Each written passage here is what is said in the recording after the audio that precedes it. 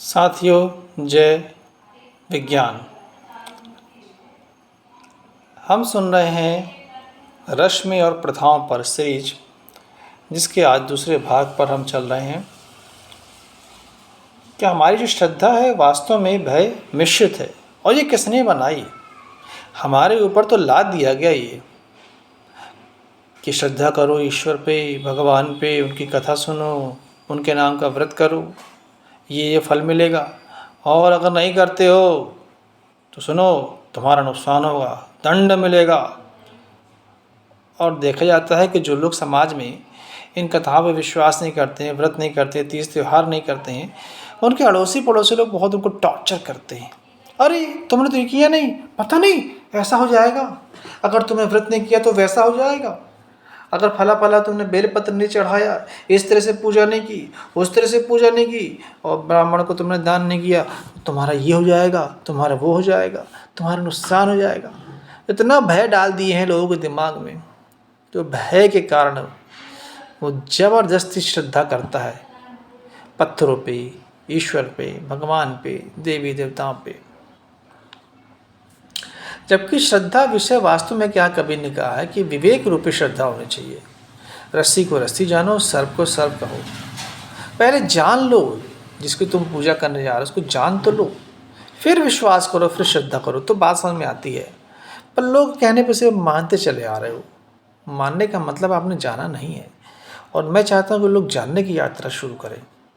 तो चलिए इसमें आगे बढ़ते हैं कि स्वार्थी व धूर्तों ने ईश्वर को क्यों बनाया। भाई ईश्वर है नहीं है अलग विषय है, पर बनाया तो या बताया तो लोगों ने ही है। आपको कैसे पता कि ईश्वर है?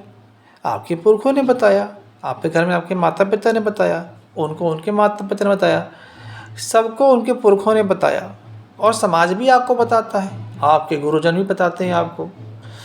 तो फिर जब बता रहे हैं और देखा किसी ने नहीं, तो मतलब ईश्वर को हम इंसानों ने बनाया है। तो स्वार्थी और धूर्तों ने ईश्वर को क्यों बनाया? और क्यों कह रहे हैं स्वार्थी और धूर्त?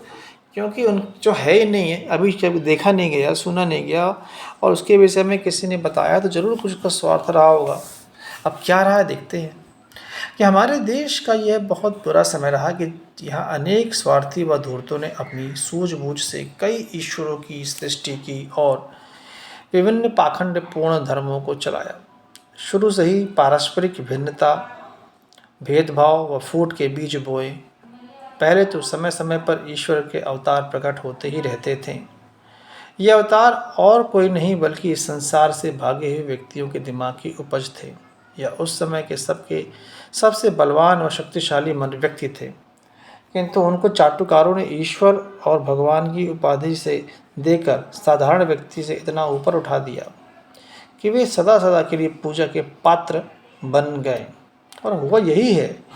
हमारे यहाँ किसी ने भी युद्ध लड़े, आप देखेंगे कि सबके हाथों में हथियार मिलेंगे, जो भी आपके पुराने महापुरुष हैं जिनको आपने पूजा है, तो वो हथियार का मतलब है उन्हें युद्ध लड़े हैं, चाहे स्त्री हो चाहे पुरुष हो।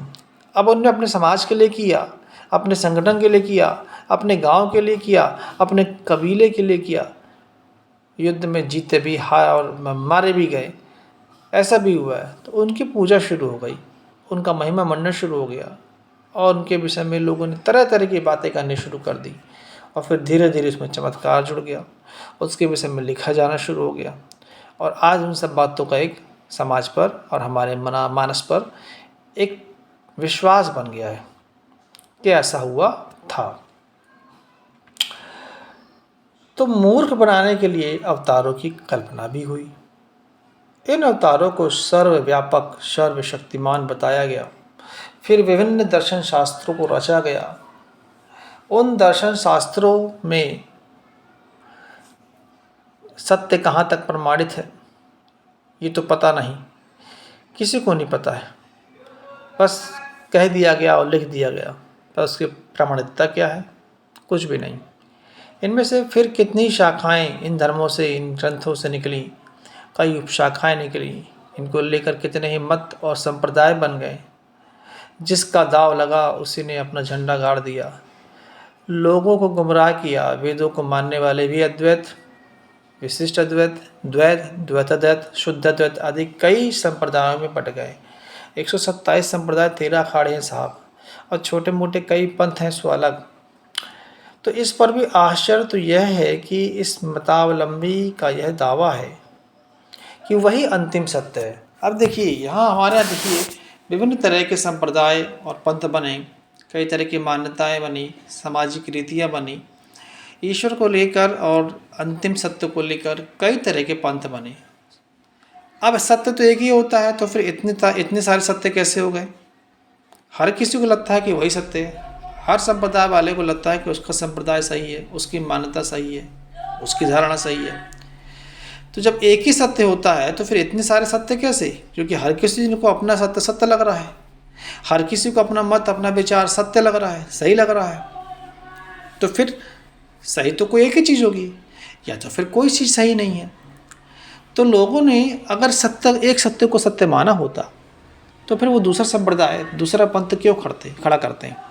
और आज इतने संप्रदाय मत पंथ खड़े हैं, इसका मतलब कि वो जिस संस्था में थे, जिस संगठन में थे, या जिस विचारधारा में पहले जी रहे थे, उसको उन्होंने अस्वीकार किया है और आगे एक नया विचार बनाया, नया पंथ बनाया, नया दर्शन बनाया, नया संप्रदाय बनाया, और उसी की बातों को वो अंतिम सत्य मानते हैं कि बस अब यही सत्य है, इसके आजू बाजू, इसके आगे पीछे कुछ नहीं। और हर संप्रदाय, हर मत, हर पंथ वाला, हर अवधारणा वाला अपनी अवधारणा को, अपने मत को, अपने पंथ की बातों को ही सत्य मानता है और अंतिम सत्य मानता है, बाकी बातों को गलत मानता है, झूठ मानता है, असत्य मानता है और गलत ठहराता है। तो ये धारणा अपने आप में सिद्ध करती है कि जब एक धारणा सही नहीं, दूसरी बनी, दूसरी सही नहीं, तीसरी बनी, तीसरी सही नहीं, चौथी बनी, बनते बनते आज विश्व की बात करें, केवल भारत देश की बात नहीं करें, तो हजारों तरह की हमारे बीच में अवधारणाएं हैं, पंथ हैं, मत हैं, संप्रदाय हैं। कौन सा सही है?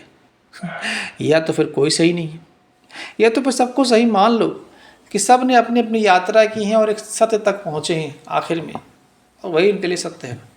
पर ये सत्य जाए कहाँ से? ये सत्य आया कहाँ से? ये सत्य आया आपके मानस के विश्वास से, आपके मन के विश्वास से। आपके मन ने विश्वास कर लिया कि यही सही है, यही अंतिम सत्य है।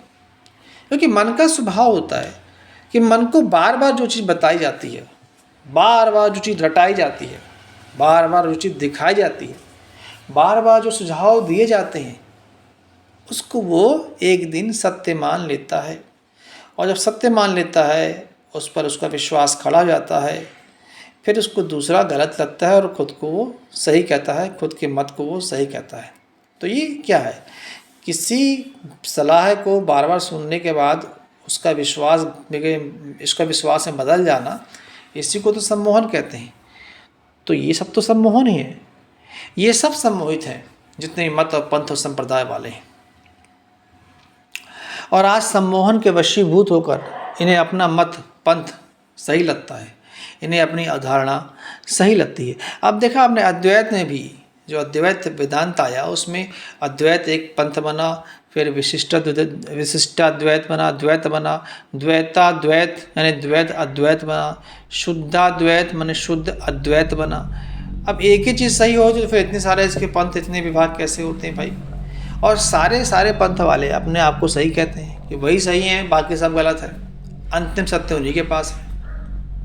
जबकि सत्यता ये है कि सत्य किसी के पास नहीं है, सब सम्मोहित हैं और सभी अपने सत्य को अंतिम सत्य समझते हैं, इसी सम्मोहन के कारण। तो इन मत विभिन्नता का दुष्परिणाम भारतवासी सैकड़ों बार भुगत चुके हैं। हजारों वर्षों से दास्ता की जिस जंजीरों ने यहाँ के लोगों को बांध रखा है, वह इसी का फल है। किंतु जैसा कि पहले कहा जा चुका है, हम पर रूढ़ियों का इतना ज़बरदस्त प्रभाव रहा है कि हमने इतिहास की घटनाओं से कोई सबक नहीं सीखा, यहाँ तक कि सीखने का मौका भी नहीं दिया गया। वसुधैव कुटुंबकम का नारा हम अवश्य लगाते रहे, किंतु रहे हर समय महाभारत की रचनाओं में ही व्यस्त। अवतारों, ईश्वर और ज्ञानियों आदि के कल्पनाएं हमने अवश्य की, किंतु अपने को इस पाखंडपूर्ण वातावरण से निकालने की बात कभी नहीं सोची। उलझे ही रह गए।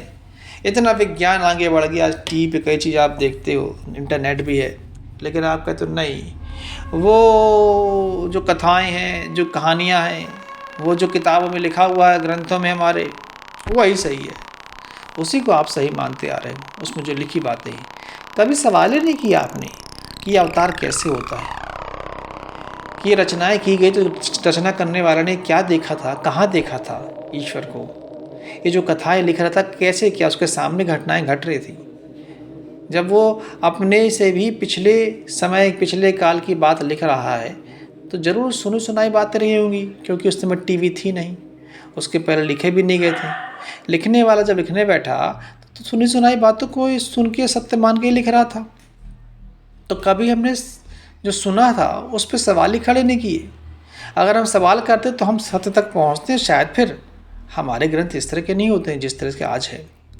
जैसे अवतारों की बात है, इस पर मैं अलग से वीडियो बनाऊंगा, अभी शॉर्टकट ले रहा हूँ। अवतार में क्या होता है कि एक ईश्वर है जो अपने शरीर से ही किसी को प्रकट करता है, वो धरती पे आके अपना काम करता है और फिर वापस उसी शरीर में चला जाता है।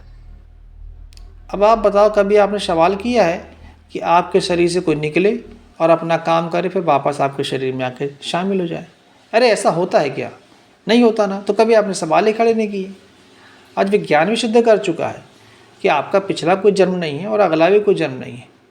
अच्छा, जो ईश्वर के अवतार की बात है, ये पुनर्जन्म जैसी नहीं है कि ईश्वर मर गया अगला जन्म लिया, नहीं। ईश्वर जिंदा रहते हुए एक जन्म लेता है, वो जिसने जिस रूप में जन्म लिया है, यानी वो जो नया रूप है और ईश्वर, वो दोनों एक ही होते हैं, एक ही चीज़ को महसूस करेंगे। दो जिस्म होते हैं लेकिन जान एक ही होते हैं, दोनों एक ही अंदर से हैं, अलग अलग नहीं है।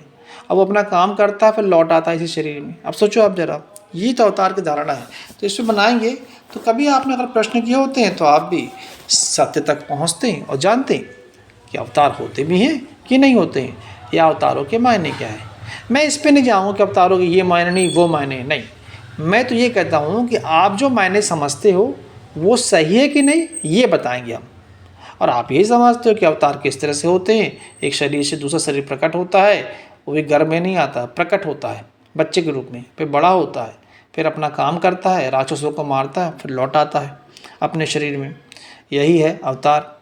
और फिर उसका अपना एक धाम भी अलग से बन जाता है, अलग धाम कई है, धाम वैकुंठ धाम बनाए जाते हैं, और कृष्ण के धाम है, राम के धाम, सबके धाम है, बनाए गए हैं। अब सबके धाम बने भी हैं और सब शामिल भी हैं, और सबको एक दूसरे से बड़ा बताया भी गया है। तो अवतार की वजह में कई धारणाएं, इस पे अलग से वीडियो बनाएंगे।